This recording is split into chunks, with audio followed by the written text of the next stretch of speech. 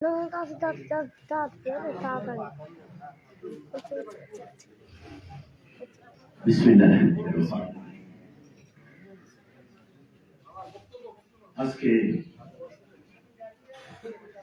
বাংলাদেশ জাতীয়তাবাদী নাগরিক দলের 19তম প্রতিষ্ঠা বার্ষিকী এবং দেশমাতা খালেদা জিয়ার সুস্বাস্থ্য কামনায় যে অনুষ্ঠানের আয়োজন করেছেন, এই অনুষ্ঠানের সম্মানিত সভাপতি সাহেবজাদা সৈয়দ মোহাম্মদ ওমর ফারুক এবং সাধারণ সম্পাদক জনাব জাভেদ ইকবাল ভাইকে এবং আজকের প্রধান অতিথি আমাদের সবার প্রিয় রহিমা আপাকে জানাই সংগ্রামী শুভেচ্ছা। বাংলাদেশ জাতীয়তাবাদী নাগরিক দল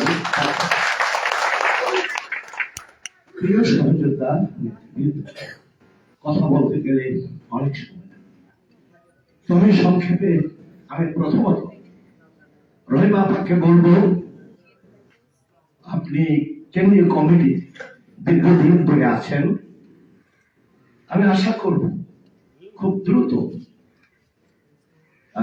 আমাদের সভাপতি এবং সাধারণ সম্পাদক বাংলাদেশ জাতীয়তাবাদী দল বিএনপির কেন্দ্রীয় নির্বাহী কমিটির অন্তর্ভুক্ত করার জন্য আপনি আপনার চেষ্টা করবেন এবং আমরা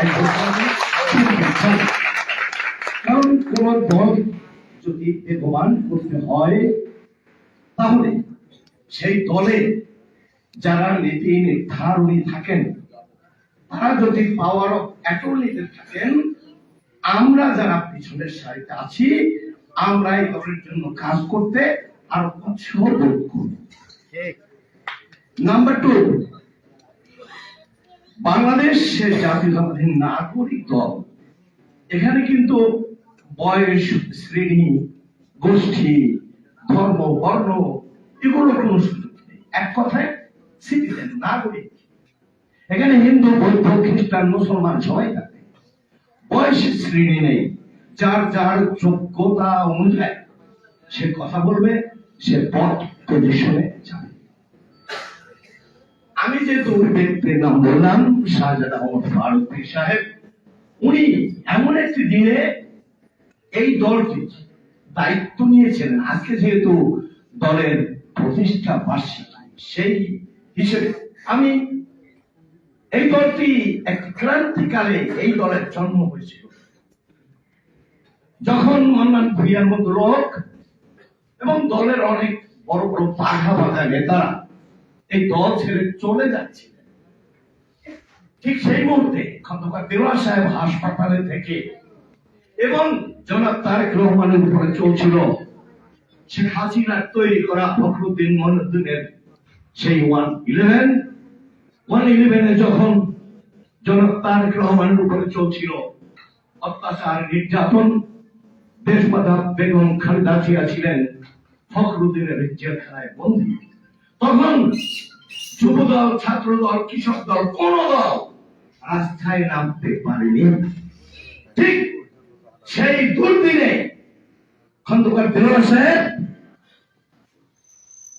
আজকের সভাপতি সৈয়দ মোহাম্মদ ওমর ফারুককে এই দায়িত্ব দিলেন। বললেন যে আপনি রাজপথে যদি আন্দোলন করতে নাও পারেন, কমসে কম প্রেস ক্লাব একটি আন্তর্জাতিক ইনস্টিটিউশন, আপনি এখানে প্রোগ্রাম করবেন। সারা বিশ্ব যেন জানতে পারে যে বিএনপি নামক দলটিকে ফখরুদ্দিন কোনোভাবে ডিভাইডেশন করতে পারেনি। সেই থেকে অর্থ পর্যন্ত এই দলের জন্য উনি নিরলস ভাবে কাজ করে যাচ্ছেন। কিন্তু আমি আশা করব, এখানে রহিমা আপা আছেন, যে আপনি খুব দ্রুত আমাদের এই বাংলাদেশ জাতীয়তাবাদী নাগরিক দলকে আপনি গেজেট আকারে প্রকাশ করার জন্য প্রয়োজনে আমার সভাপতি সেক্রেটারিকে নিয়ে সাথে আমরাও যাব। কারণ দুর্দিনের কান্ডারি বাংলাদেশের জাতীয়তাবাদী নাগরিক দল কেন সে অনুমোদন পাবেন না, এটা আমার প্রশ্ন। দ্বিতীয়, আজকে আলাদা ব্যানার নিয়ে মিছিল করতে পারে, ছাত্র দল পারে, জাতি দলে কতজন লোক আছে, তার চেয়ে নাগরিক দলে 4 ডবল লোক বেশি। তারপরে আমরা কিন্তু আলাদা একটি ব্যানার নিয়ে আমরা রাজপথে আলো আনতে পারিনি। শুধু প্রেস ক্লাবে আমরা 19 বছর কনফারেন্স করে যাচ্ছি।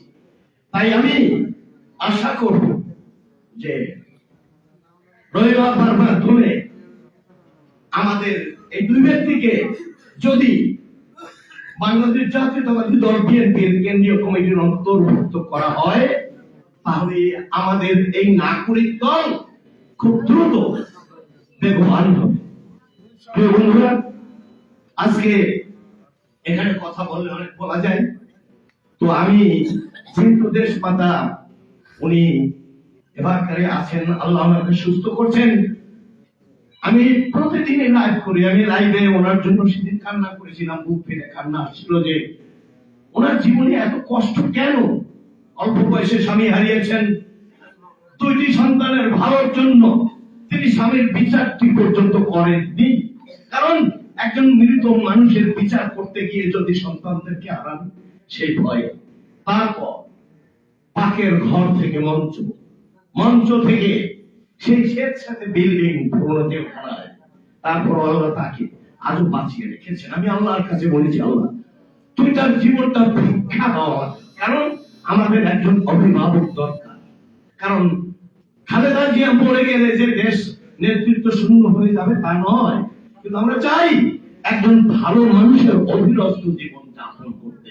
জিয়াউর রহমান আমাদের মাঝে বেঁচে নেই, তার সহধর্মী আল্লাহ রাসূল বলেছেন যে স্বামীর অসমাপ্ত কাজ তার স্ত্রী সমাপ্ত করবে। সেই হিসাবে বেগম খালেদা জিয়া অনেক যন্ত্রণা উপভোগ করেও তার স্বামীর অসমাপ্ত কাজ চালিয়ে গেছেন। বাংলাদেশের মানুষ ভোটে মানুষ কন্যা হিসেবে উনি এখনো বেঁচে আছেন। আমরা লক্ষ্যবস্তুর অর্ধেকটায় পৌঁছে গেছি। আমাদের লক্ষ্যবস্তু ছিল আন্দোলনের মাধ্যমে গণতন্ত্র পুনরুদ্ধার করব। আমাদের লক্ষ্যবস্তু ছিল জনাব তারেক রহমানকে আমরা বাংলাদেশে ফিরিয়ে আনবো। ইনশাআল্লাহ আল্লাহ রহম করেছেন, উনি বাংলাদেশে ফিরে এসেছেন। এখন আমাদের শেষ লক্ষ্যবস্তু ধানের শীষে ভোট দিয়ে জনাব তারেক রহমানকে প্রধানমন্ত্রী করে সেই শহীদ রাষ্ট্রপতি জিয়াউর রহমান 4 বছর 9 মাস 1 দিন রাষ্ট্র পরিচালনা করেছিলেন। সেই ন্যায় এই বাংলাদেশকে আমরা আবার দেখতে চাই তারেক রহমানের 31 দফার মাধ্যমে। কারণ 19 দফা ছিল সেই 1980 সালে। এখান থেকে জল অনেক গড়িয়েছে, তখন মানুষ ছিল 8 কোটি, এখন মানুষ 20 কোটি, অর্থাৎ দফা বাড়তে হয়েছে। এই দফা বাস্তবায়িত হলে বাংলাদেশ অবশ্যই সেই জিয়াউর রহমানের ন্যায় এখানে শান্তি প্রতিষ্ঠা হবে। আমি আশা করি আপনারা আমার কথাগুলো বুঝতে পেরেছেন। আর বাংলাদেশ জাতীয়তাবাদী নাগরিক দলের আজকে 19 বছর পেরোচ্ছে, এবং আমি আশা করব ঢাকা মহানগরের দক্ষিণে যিনি সভাপতির দায়িত্ব পেয়েছেন উনি অত্যন্ত বিচক্ষণ ব্যক্তি, সাথে যাকে সাধারণ সম্পাদক হিসেবে পেয়েছেন।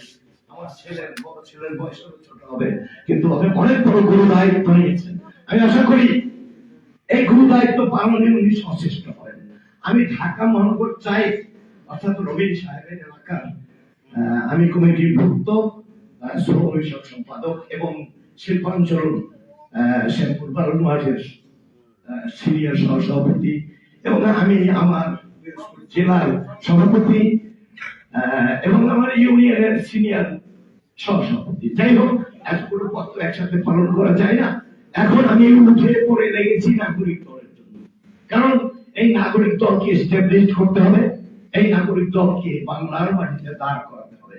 এই জন্য আমি আল্লাহর কাছে দোয়া চাই, আপনাদের সবাই একাত্মতা কামনা করছি।